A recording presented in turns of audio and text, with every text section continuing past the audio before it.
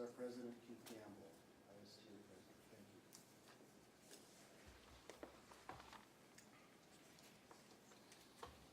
you. Good morning, everyone. I am Keith Gamble, a music teacher from Evansville and president of the Indiana State Teachers Association, the state's largest teacher union and professional organization. Today, I am going to propose a series of solutions to Indiana's educator shortage. Following my remarks, I'll take some questions from the floor. Every child needs and deserves a neighborhood school with well-prepared teachers, class sizes that enable one-on-one attention, and nurses, counselors, and healthy meals to ensure that they can thrive. That is why educators, policymakers, families, and communities must work together to solve this problem. The good news is that we know what to do. We have the solutions in front of us, and we cannot rely on short-term fixes. The educator shortage crisis is real, and it is the result of numerous factors not controlled by educators. It requires immediate and sustained attention to implement long-term solutions to improve educator recruitment and retention, as we must do both. Legislators must face this challenge head on. They have a tremendous opportunity in front of them to work with educators and parents to find long-term viable solutions that will help attract and retain quality educators to ensure our students succeed. For nearly a decade, ISTA has warned leaders about the state's educator shortage. And now that shortage has become unsustainable. We are experiencing an unprecedented teacher shortage at a time when just half of Indiana high school graduates are pursuing higher education, the lowest point in recent history. To have a vibrant citizenship and build a strong economy with the workforce needed to fill jobs of the future, Indiana's policymakers must prioritize public education in the 2023 session of the Indiana General Assembly. Our top priorities are centered on 4 areas: paying educators as professionals, improving educator working conditions and student learning conditions, respecting educator voice, professionalism, and autonomy, and inspiring and preparing the next generation of educators. First, we need to implement competitive and attractive pay and benefits for all educators. Educator pay is a critical factor when people decide to enter and stay in the profession. Education careers lack significant and reliably growing compensation, leading many educators to work more than one job to achieve an adequate standard of living, and too many to leave the profession altogether when it becomes apparent that their experience is not valued. We are calling on the General Assembly to provide significantly increased funding to public schools to ensure that the goals tied to Indiana's teacher salary ranking are reached, and that teachers can see their future earnings are keeping up with inflation. It's not just classroom teacher shortages that are impacting student learning. It's also the shortage of education support professionals, our ESPs, bus drivers, food service employees, instructional aides, and more. Each job is integral in the delivery of a quality public education and in the lives of our students. ISTA will continue to advocate for education support professionals to have the right to negotiate a contract for a living wage through bargaining. For ESPs and teachers with families, Indiana should create a state-funded program to subsidize up to 12 weeks of paid parental leave for public school employees. Non-education employers are stepping up their wages and their benefits to attract and retain employees. It is imperative that our schools follow suit.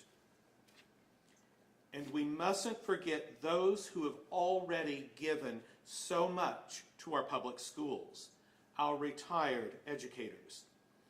Indiana must provide a meaningful cost of living adjustment increase for retired educators. The state and IMPERS is in a financial position to do more. Few are jeopardized more than those who are on a fixed income during times of higher inflation. Next, we must address educators' working conditions and students' learning conditions. Our student learning conditions are educators' working conditions. Key factors determining educator working conditions include educator voice, community support and parental engagement, time for teaching, class size and caseload, student conduct, health and safety, and professional learning and collaboration. Beginning with our students, if we are going to improve student success, we must address the fairness of funding our schools receive, especially students from low-income families. This starts by increasing complexity funding to at least match inflation, as well as expanding the factors used to determine complexity. To do this, Indiana should look beyond just SNAP and TANF and foster care, but also include students with high mobility, average income by school district, textbook assistance, and receipt of Title I services. Associated with complexity funding increases, lawmakers must increase special education funding and ELL funding by approximately $200 million. Because our data shows us that insufficient funding in those areas is causing school districts to use complexity funding for those mandated programs. These resources are not interchangeable. Indiana should also address the need for preparing our youngest Hoosiers for schools by developing a universal, free, public pre-K program within the next 3 years. We are the only state in the Midwest and among just a handful of states in the country without a comprehensive program, and it is time to do this. We must prioritize creating working environments that support and retain educators of color now. Teachers of color are underrepresented in our schools. A common reason why educators of color leave the profession is due to an inhospitable work environment that is not culturally responsive or inclusive. Teachers of color have reported difficulty relating to colleagues, feeling silenced or undervalued by administration, facing racial microaggressions and a hostile climate, and experiencing underrepresentation in leadership roles and in the curriculum. To address these problems, schools and districts should actively commit to racial and social justice and equity to limit bias, implement policies that promote a culturally responsive and inclusive environment, make curricular changes that include underrepresented populations, provide racial and social justice-centered professional learning, and create opportunities to diversify leadership roles. Next, we must increase educator voice, respect, and professional autonomy. School systems are filled with educators who possess a wealth of experience, expertise, and professionalism. Educator voice refers to the meaningful incorporation of their values, opinions, beliefs, perspectives, and knowledge. It is essential that educators are at the table in the decision-making process.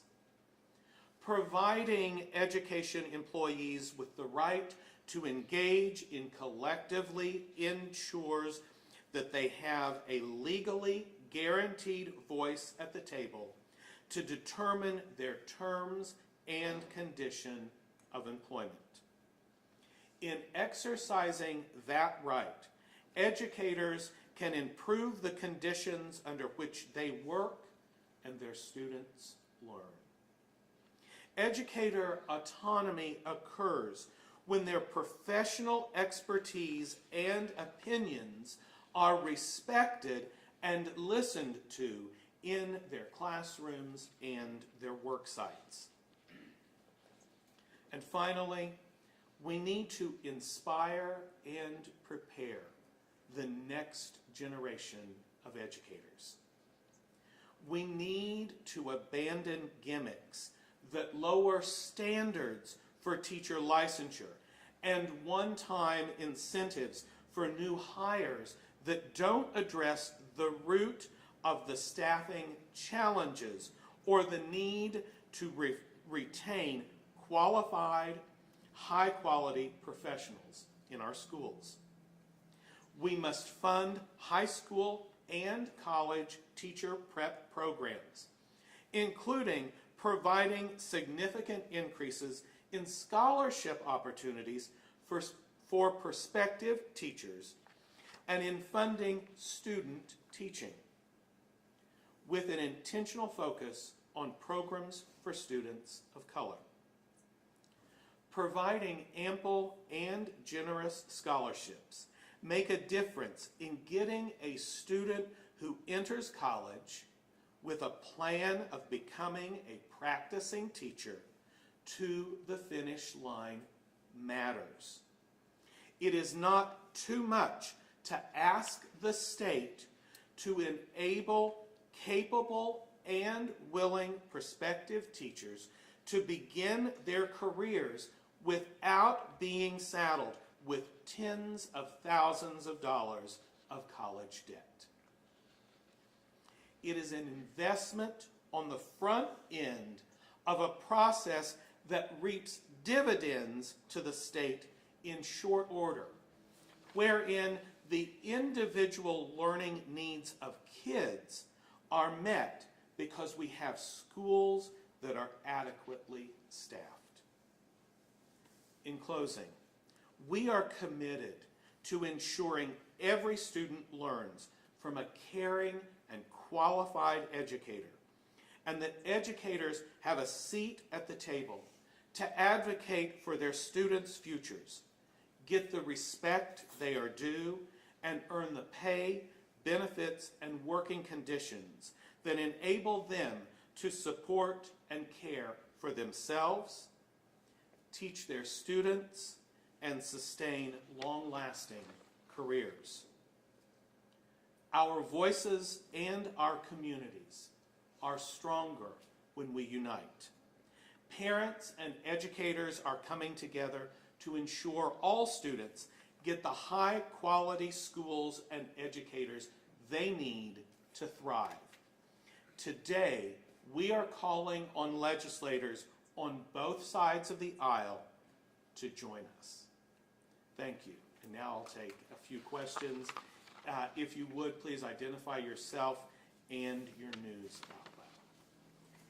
Garrett Bergquist, Wish TV. The Speaker of the House has called for a number of school curriculum changes. In his words, he wants to make a lot of curriculum coursework more relevant to the needs of 21st century employers. What does ISTA think about some of the things that are coming out of that camp, at least so far? And do you see any of that dovetailing with or conversely going against some of the things that you just outlined? Currently, it's light on details. And what I would encourage our lawmakers to do is to make sure that in any of these conversations, and as they begin some decision making, that it is done hand in hand with educators, and that the educator voice is brought in on the front end of all of the work that is being done, so that we can make sure that any of these changes are in fact changes that are going to be the best for our students.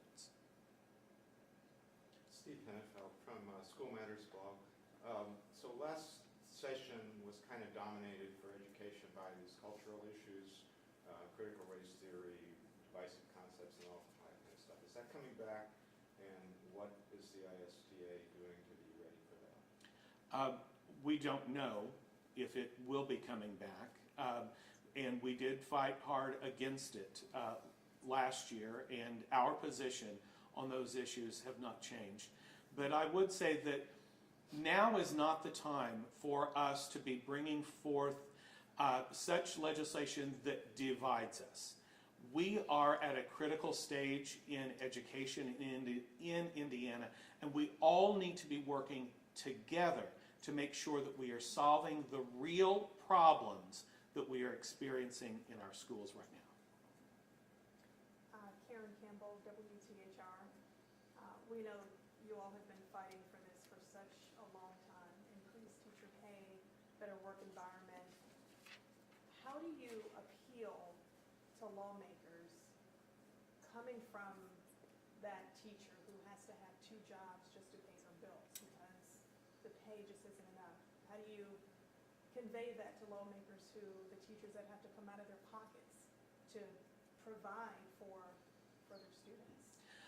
First, I do have to say that 2 years ago we did make progress in working to move especially teacher salaries forward. We know that it did not occur at the same level for education support professionals, but that was a move in the right direction. But that has to be sustained and increased. If we're going to work to meet the goals that the governor had and the commission that he established set forward, then we can't stop with where we are. So we're going to have to make sure that we are moving that forward. We know the leading reason that folks leave the profession is due to low pay and the benefits that are offered to them in this.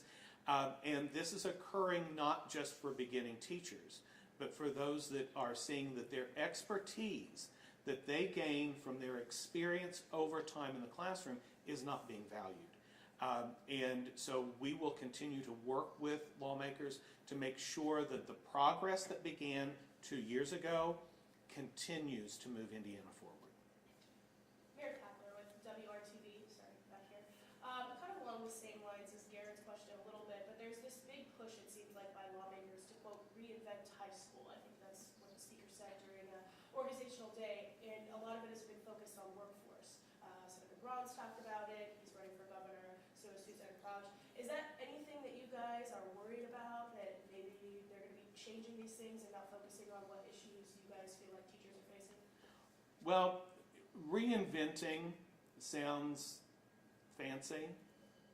And again, without having details in what they're looking for, we simply do not know what that would look like.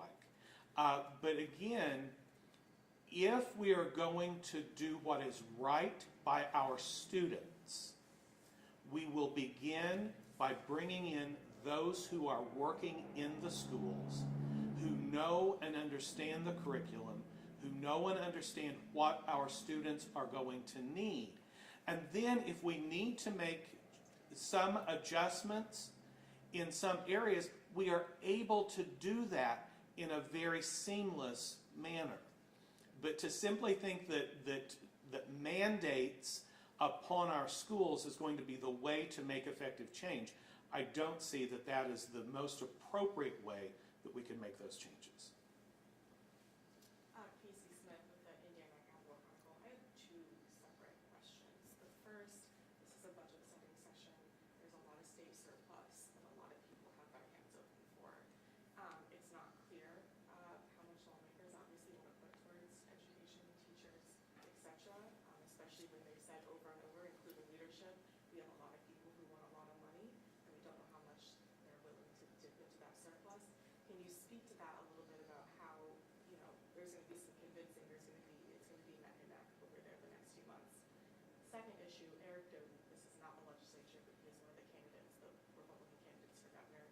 He is boasting right now a plan to try to recruit and retain teachers in Indiana, which includes tax incentives and tax credits. I'm wondering if that's something that ISTA is supportive of, or if you're able to comment on that plan that he has. Let me start with the second one. We have not seen his plan and to know exactly what that would entail. We do not have a comment on that. But anyone who is looking at the importance of recruiting and retaining educators is certainly on the right track. So what those conditions are, though, that may be up for debate. But we certainly know, and this ties into your first question, we are in a situation, folks, where on the average day in Indiana, we have about 1,500 educator jobs open. We are talking about the lives of between 36,000 and 100,000 students on any given day. If that isn't compelling enough for legislators to recognize they have to do better in increasing the pay and doing what is needed to make sure that we are able to fully staff our schools, then I don't know what it would take to convince them. But we are in a critical situation where we are going to have schools that may have to delay opening school 1 year because they don't have enough staff to safely open their school. That is not a situation that we need to be in for our state. And it is not a way for us to continue to grow economically as a state. And so we're going to have to do what it takes to invest in properly for our schools.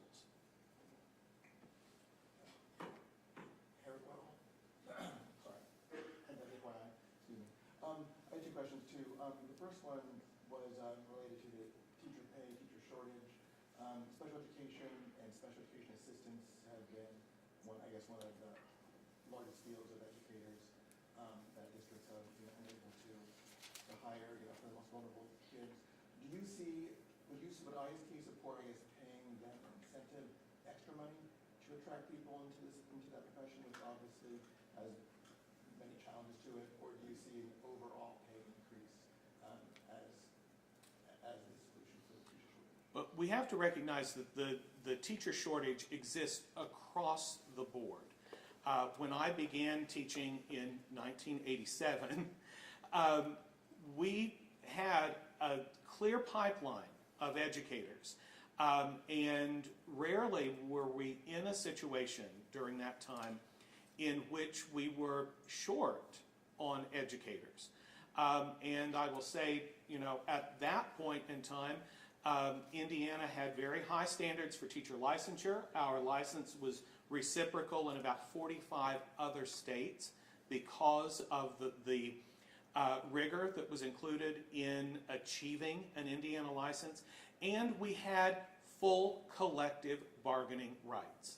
As all of that has been chipped away, we have had an increase in the teacher shortage. And so we need to recognize what has happened over time, that as we have chipped away at the rights of our educators, that we have increased the shortage.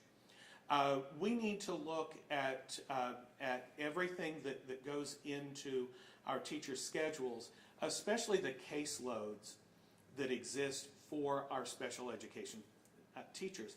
And unfortunately, the way to solve the caseload issue is that we need more educators to come into special education.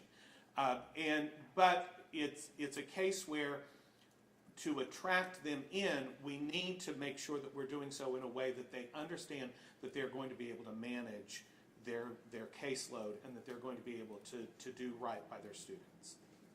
And the other question I had was on the issue of sharing property taxes with charter schools. Here at IPS, this week there's been a vote on a property tax referendum, operation referendum. Almost every charter school within their boundary has asked them to share it. My understanding of the legislation, again going forward, where is ISTA stand on, I guess on some mechanism of property taxes being shared? We have not supported the sharing of the property taxes with charter schools. Our public schools do all of the front-end work, the research that is needed, and they determine what the funds are going to be needed for their school district. And then for a secondary group to come in and then say, we want to take some of this off the top, is simply not the way in which we think good business should be done. And so we have not supported that in the past. You've spoken of greater teacher autonomy, respect for teachers in terms of how you deal with public policy relating to them. Republicans over the past couple of years have been running on, we want greater parental involvement in schools, especially when it comes to school curriculum. Do you see those two positions as mutually exclusive? Is there any place where those two can dovetail? I worked with my students' families every year that I was in the classroom, and I am not an exception to the rule. Our schools and our communities and our teachers have long worked collectively together. And some of this, I believe, becomes inflated in the actual concerns that exist. But I never turned away a parent or a family who came into my classroom to discuss the needs of their child, and if there were things that needed to be adjusted for them in the curriculum or in a particular lesson that I was doing on that day. That work exists currently in our schools and will continue to do so. Where we need to have our legislators is recognizing the important work that our educators are doing every single day. And sadly, we have too many of them that just simply are not willing to show educators any sign of respect for the work that they are doing and respect for the learning that they have gone through to be in the position that they're in, or the expertise that they have garnered over the years of service. Have you had any conversations with lawmakers at all, or leadership at all, about what you're asking for? We have had some preliminary discussions, and we will continue to do so. The best way for our state and for our students is for us to work collectively to solve these problems. It does us no good at all, and certainly does no good for our students if we approach this immediately that it has to be adversarial. We can accomplish great things in Indiana, but we have to be willing to set aside labels, set aside where we sit within a room, and get down to doing the real business that we need to do to make the future better for our students and for our state. One of the things that leadership has said would be a priority is expanding school choice. Do you have any idea what they're talking about and any concerns about that? I have not seen their plan for expanding school choice. Indiana, if we're not first, we're at least in the top 2 or 3 in the nation for choice in the state. So I'm not sure what choices don't exist that they would seek to expand, and we have not seen Universal any plan for that. expanded ESAs available to everyone. We have not supported expansion of vouchers, and that position would not change. What we need to concentrate on, instead of creating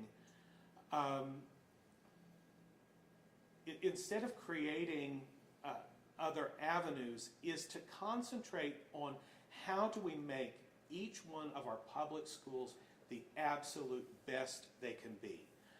Sadly, in Indiana, we have funding streams that are going into far too many different places. And in order to make sure that we're doing right by our students, we need to concentrate our dollars where they're going to do the best.